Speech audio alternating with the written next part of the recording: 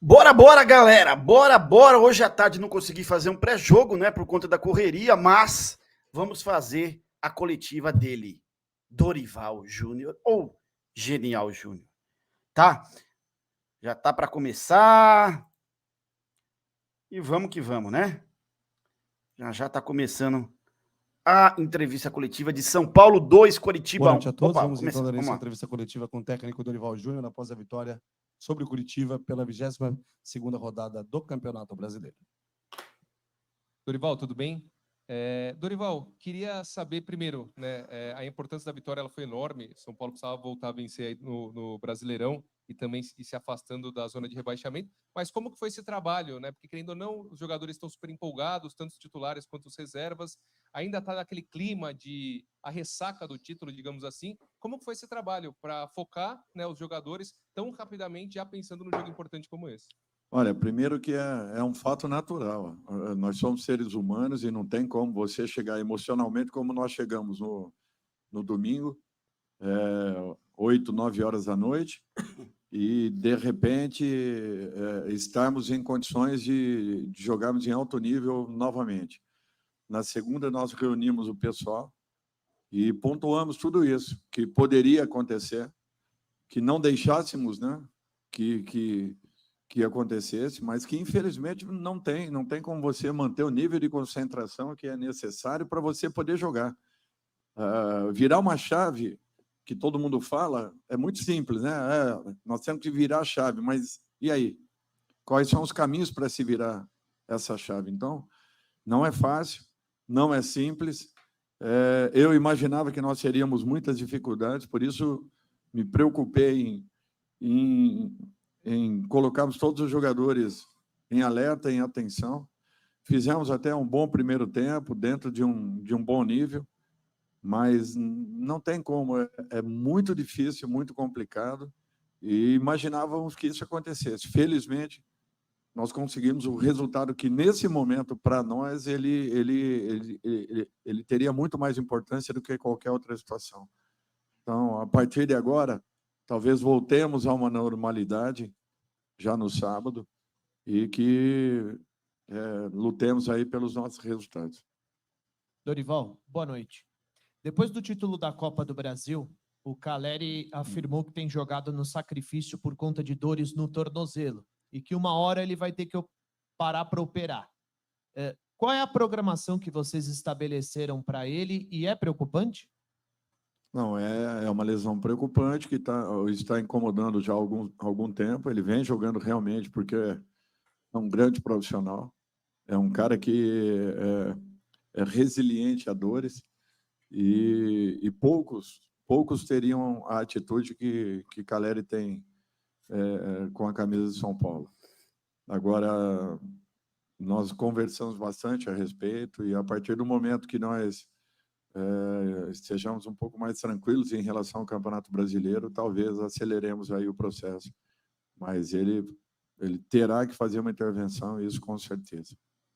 Dorival, boa noite. Queria que você projetasse um pouco o clássico de sábado, sabendo que o Corinthians hoje mandou o Luxemburgo embora e está numa indefinição ainda, talvez, para o nome do novo treinador, e tem na terça-feira um jogo contra o Fortaleza decisivo. São aqueles momentos que a gente não sabe o que esperar, né? Eu estava também com essas dúvidas há poucas semanas atrás, em relação a como jogaríamos o Campeonato Brasileiro, a Sul-Americana, a Copa do Brasil, e não é simples para que você tome decisões. Tem que se pesar muitas e muitas coisas. Agora, não sei o que vai acontecer, temos que aguardar um pouquinho. Nos pegou de surpresa hoje essa notícia e vamos esperar para termos uma definição. Mas o importante é que estejamos melhor preparados do que o fizemos no jogo de hoje. Dorival, aqui no fundo, hoje o São Paulo com um time diferente do que geralmente tem utilizado, mas a gente não viu o Alexandre Pato e o Seba Mendes, dos jogadores que foram contratados para essa temporada, o Seba mais no início do ano e o Alexandre Pato mais no meio do ano. Como é que está a situação desses dois atletas? O que você tem programado para eles? Olha, o Pato continua trabalhando, continua intensificando, e a partir do momento que eu tenho uma segurança em relação a colocá-lo, eu não tenho dúvidas. Eu sempre gostei muito do atleta, nunca foi diferente meu modo de pensar. Nesse instante, eu estou priorizando aqueles que, pelo menos na minha concepção, estão um pouco à frente e tentando extrair o melhor de cada um. Dorival. Da mesma forma, nós temos seis volantes no nosso grupo. Até comentei isso aí na segunda-feira com todos os jogadores. Não é simples para um treinador, com o número de jogadores que nós estamos. Eu já citei isso aqui. São quase 40 atletas, com os 6 que nós temos hoje no departamento médico. Nós colocamos 2 equipes para treinarem e ainda sobram muitos jogadores. Então, para você administrar tudo isso, é muito complicado. E eu tenho que tentar visualizar aqueles que estão, nesse momento, em melhores condições. Pode ser que eu esteja errado nas minhas colocações, mas eu tento ser o mais correto possível em relação ao momento que cada um viva. Dorival, boa noite. Aproveitando uma fala anterior a essa, você fala sobre estar melhor preparado. Não que o São Paulo tenha um elenco frágil, nada disso, mas enfrentou elencos vistos como mais fortes, como um dos melhores da América, recentemente na final, durante a campanha da Copa do Brasil, enfim. Você acha que esse é um fator determinante para a evolução do São Paulo na temporada e que também será um fator determinante até o final dessa temporada para a recuperação dentro do Campeonato Brasileiro? E aproveitando a pergunta do Pradella, você conta, falando de Alexandre Pato, conta com ele para o ano que vem, já que o contrato está se encerrando? Esse jornalista. Olha, o que eu acredito dentro do futebol é que você tem que estar se reinventando a todo momento. Você está sendo avaliado a todo instante, quer seja o trabalho de uma comissão, quer seja o trabalho interno dos nossos funcionários que são diretamente ligados ao futebol, atletas, o próprio corpo diretivo está sendo sempre observado. Então, nós temos que fazer sempre o nosso melhor. Não tem como seguirmos um outro caminho. Nós não podemos, num momento como esse no Campeonato Brasileiro, estarmos tranquilos. O que nos levou a uma decisão de Copa do Brasil foi que nós nos voltamos completamente para a competição. E vocês viram o quanto foi difícil de conquistarmos. Não foi simples, não foi fácil. Os adversários que nós batemos aí, todos eles exigindo muito, e a equipe sempre esteve muito bem preparada para todas as situações. Nós temos que voltarmos dentro do Campeonato Brasileiro. Eu imaginava que hoje aconteceria alguma coisa nesse sentido. Felizmente, o resultado apareceu, e ele passa a ter muita importância para nós nesse instante. Com relação ao aproveitamento do ano seguinte, nós não começamos a falar nada a respeito de planejarmos algo ou imaginarmos alguma coisa para o ano que vem. Nós temos que continuar fazendo todas as observações possíveis, errarmos o mínimo para o ano. Se trouxermos aí 2 ou 3 nomes, serão muito importantes, desde que no nível desses que chegaram agora por último. Eu acho que é isso que nós gostaríamos que acontecesse. Agora, todos nós estaremos sendo observados, eu incluo aí todos os jogadores, enfim, para que possamos tomar uma decisão e erremos o mínimo possível para o ano seguinte. Dorival, aqui, boa noite mais uma vez.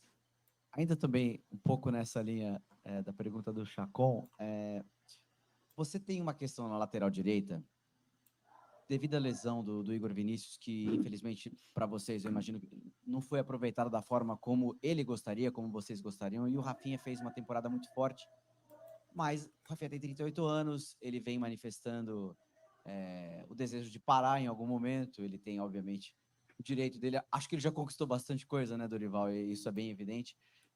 O que eu queria perguntar para você é se você pretende até se envolver, de certa forma, em algum possível processo de convencimento do Rafinha para ele ficar mais um ano, pelo menos, e disputar essa Libertadores com o São Paulo, devido à importância que ele tem. Ele é teu capitão e é um jogador que é muito elogiado nos bastidores pela liderança que ele tem. Olha, eu já pontuei em alguns clubes que eu passei, né? Jogadores como Renato, que era do Santos, Ricardo Oliveira, que jogou em várias equipes aqui dentro. Agora mesmo, quem foi que... Renato Augusto, Rafinha. São jogadores que não poderiam parar. Eles fazem bem ao futebol brasileiro, fazem bem ao futebol mundial. São profissionais acima da média. Jogadores que não só contribuem dentro de campo, como também e muito fora dele. Jogadores que exercem funções e têm aceitação de boa parte do seu grupo, se não a totalidade, mas na maioria dos clubes que passa sempre deixam ótimas impressões e boas imagens. Esses jogadores, eles teriam que ser um pouco mais valorizados e reconhecidos, porque são fundamentais. E quando uma equipe encontra 2 ou 3 jogadores desse nível, desse tipo, você tem meio caminho andado para que atinja resultados mais importantes. E esses jogadores são escassos, não só no mercado nacional, como também internacional. A gente percebe isso. Hoje mesmo com o Rafinha, eu estava falando a respeito do Puyol, que eu acho um jogador assim, com esse perfil, e ele me detalhava algumas situações em relação ao atleta. Então, é por isso que a gente vê que nós temos que tentar formarmos jogadores com esse perfil, com esse nível. Sei que não é fácil, vivendo esse momento social que nós estamos vivendo aí, muito complicado, onde nós damos atenção a tudo no nosso país e muito pouco à educação, e com isso nós vamos perdendo esses possíveis líderes que poderiam estar comandando grandes equipes.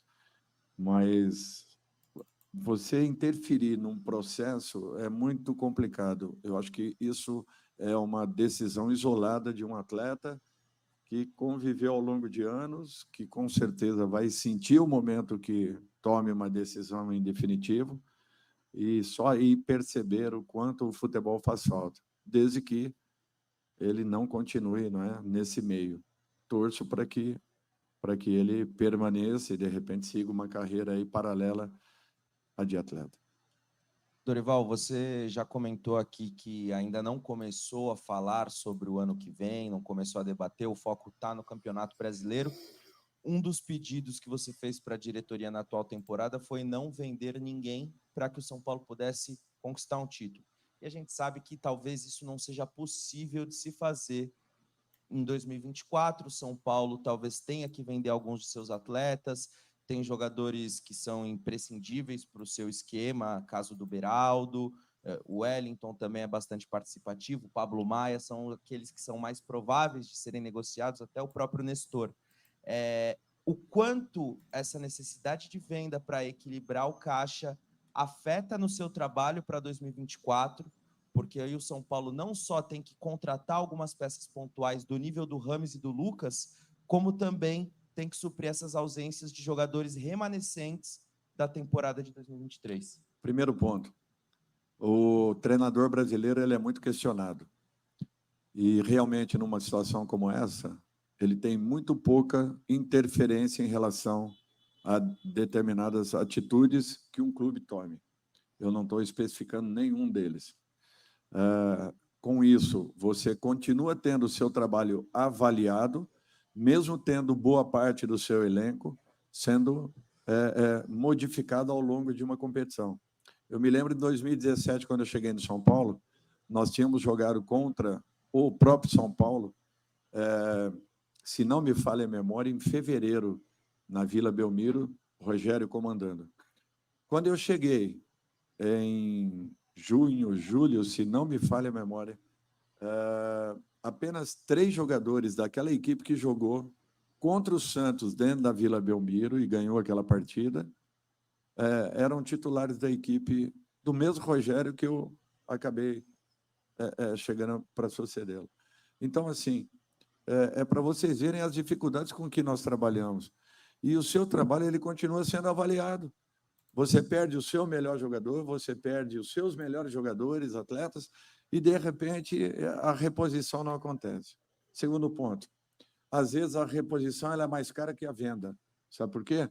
Porque você não atinge um preço ideal pelo seu jogador, você passa a ter que contratar um, de repente, 2, 3, 4 elementos. A venda ficou... As contratações ficaram mais caras do que a própria venda. Valeu a pena? Mais um ponto. Será que não foi importante a permanência desses jogadores no elenco do São Paulo? Ou o que a diretoria conseguiu alcançar em termos de retorno já imediato com relação à conquista da Copa do Brasil, a bilheteria que melhorou, ao sócio-torcedor que acrescentou, há vários aspectos que o clube conseguiu alcançar. Quer dizer, nós alcançamos algumas entradas por um outro caminho que não fosse a retaliação da equipe. Será que não valeu a pena? Um outro e definitivo.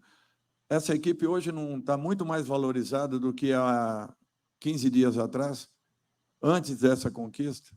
Esses jogadores talvez não tenham ganho uma qualificação e ganhando tudo isso, nós ganhamos preço numa possível venda futura. Então, hoje, se o São Paulo quiser realmente vender um atleta, ele vai vender com um preço que lhe satisfaz, e não apenas uma troca de valores, sem que você tenha condições de repor tecnicamente um atleta. Se nós tivéssemos vendido nesse momento, dificilmente nós chegaríamos onde nós chegamos, dificilmente alcançaríamos o que alcançamos. E acho que nós não erramos, porque o São Paulo hoje tem um elenco valorizado, muito em razão da conquista que teve. Então, são pontos que nós temos que passar a avaliar também.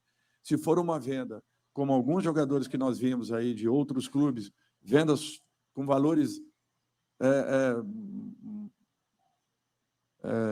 que extrapolaram aí e que seria impossível o clube manter o atleta, ótimo, aí sim foi compensador. Do contrário, eu sou muito sincero, eu acho que nós temos que tentar segurar o máximo possível nossos atletas, depois que eles apresentarem um retorno técnico, aí sim que nós busquemos um retorno financeiro. Mas os clubes têm que se estabilizarem um pouco mais. E para se estabilizar, você precisa ter um grande time, um grande elenco, para que você conquiste. Se você conquistar, o retorno com certeza acontecerá por outros caminhos. Boa noite, Dorival. Você disse que ainda não está fazendo um trabalho para o ano que vem, ainda não começou a planejar, a fazer uma projeção para 2024. Só que você disse na coletiva passada que o Brasileirão, depois que o São Paulo conseguir se livrar aí de um risco de queda, você vai fazer testes, vai tentar usar mais jogadores, outros atletas da base. Você já tem observado jogadores que estão lá em Cotia neste momento? Não digo o Negruti, o Pedro, o Rodriguinho, que já estão aqui no CT da Barra Funda.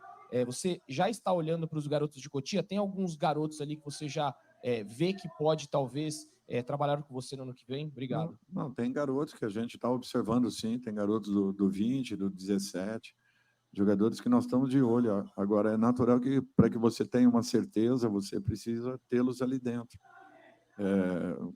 Com a quantidade de atletas que nós estamos hoje, é impossível que isso aconteça. Eu tenho que primeiro respeitar aqueles que lá estão. E tem momentos que acontecem em situações como essa. Eu não posso trazer um Alexandre Pato, eu não posso trazer um Mendes, eu tenho que deixar, às vezes, jogadores de um ótimo nível lá dentro, porque não tem como montar a equipe e os suplentes com a quantidade que nós temos. Então, isso também possibilita essa situação inicial. Não seria o ideal nesse instante. Nós vamos ter que avaliá-los de uma outra forma, mas nós estaremos de olho. E estamos de olho, com certeza, porque se tem uma coisa que eu gosto de fazer, é essa integração com a base. Nós ainda não tivemos esse tempo. Essas 3 competições sendo disputadas ao mesmo momento nos tiraram possibilidades de fazermos outras coisas. E por isso que eu afirmei que, até esse momento, nós não pensamos em 2024 de maneira nenhuma. Não tem como fazê-lo. De repente, daqui a pouco, ali na frente, pode ser que sim, aí aceleremos um pouco isso. Falta... Dorival, Boa noite. 16 Como pontos. foi ter um jogo com um clima um pouco mais Chegar a tranquilo antes de 47. um majestoso? E por mais que o jogo foi tranquilo, o Coritiba teve um pouco de agressividade no segundo tempo. Você pensou nisso antes de colocar os titulares? Muito obrigado. Olha, não foi um jogo tranquilo, não. Nós já imaginávamos, foi um jogo muito disputado. Tivemos, sim, um bom primeiro tempo, caímos um pouco no segundo. Aquilo que eu falo com relação ao nível de concentração da equipe, ele é sempre quebrado por um detalhe ou outro e muito difícil de você mantê-lo. Imaginávamos que teríamos muitas dificuldades, por isso a nossa preocupação foi já convencê-los desde a segunda-feira do grau de dificuldade que nós teríamos, da preparação que precisaríamos fazer, porque não tem como, o emocional, nós chegamos no pico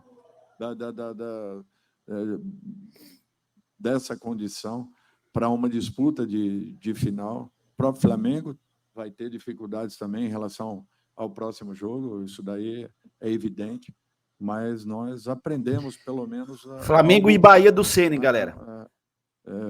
De bom, mantivemos um bom tempo a equipe com a posse da bola, e isso aí foi importante, mas caímos, sofremos bastante na segunda etapa, desnecessariamente, poderíamos ter tido um outro comportamento, que infelizmente ele é impedido justamente por essas questões que levantamos. Boa noite, Dorival, tudo bem? O Rames, de novo, foi titular hoje, fez um jogo bem interessante. Falando um pouquinho do campo bola, de como ele pode atuar, você parece que no seu time ideal, que hoje o São Paulo tem, você gosta de meias que te deem profundidade. O Nestor mais pela esquerda e o Rato mais pela direita. O Rames, ele tem menos esse estilo. O Rames é mais um meia 10-10 clássico. Quais são as formas na sua cabeça que você imagina que você pode montar com o Rames? Com mais pontas abertas, você vai ter o Eric. Ótima pergunta. Ótima pergunta. Como que você imagina o cenário do São Paulo ao redor do Rames? Obrigado. Essa colocação é correta. Ele é um jogador que ele é mais um meia clássico, que arremata muito bem, que pipa muito bem. Talvez não tenha profundidade, e hoje, ao contrário, ele em alguns momentos, ele fez movimentos de ataque à profundidade. Nós estamos cobrando bastante isso dele. O próprio Luciano não tinha isso há um tempo atrás. Luciano, ele chegava e infiltrava com bola dominada, às vezes, trabalhando, trocando passe. E hoje ele já busca muito mais o ataque à última linha. É um detalhe que tem chamado a atenção. E eu tenho jogadores com características muito próximas, né? Luciano, Rames, são jogadores assim que se assemelham bastante. Tem ótimas conclusões, tem quesitos assim importantíssimos. Luciano já gosta de pisar bastante na área. Rames, ele se aproxima e também busca infiltrar com troca de passe. Mas é um jogador interessante. Eu acho que com calma, desculpem, a gente vai ajeitando o posicionamento de cada um e tentando encontrar ali os movimentos para que, de repente, ele não os fazendo, outros jogadores o façam e compensem, né, essa situação. Encerramos, então, com o técnico Dorival Júnior. É isso, Obrigado galera. a todos pela presença. Essa última pergunta foi muito interessante, né? Para ver como o Dorival, aí, o que ele vai fazer para colocar o Rames de titular. É um cara que veio para ser titular, né? Dorival gosta de meias aí que possibilita profundidade, etc e tal, mais intensidade. Não é o estilo do Rames, né? O Rames é o 10 que a gente tanto pedia aí há anos do São Paulo, que a gente não via. É o Rames, né? Mas vamos ver, eu acho que isso não vai acontecer esse ano, tá? O Rames vai jogar um jogo ou outro, mas o ano que vem aí com mais treinamento aí, possivelmente o Dorival dê um jeito aí de acertar o Rames como titular do time, tá? Triplo C, curte, compartilha e comenta, que é muito importante. Se inscreva no canal, tamo junto, é nóis. Salve, salve quem? Sim, o tricolor paulista, campeão de tudo. Tamo juntos.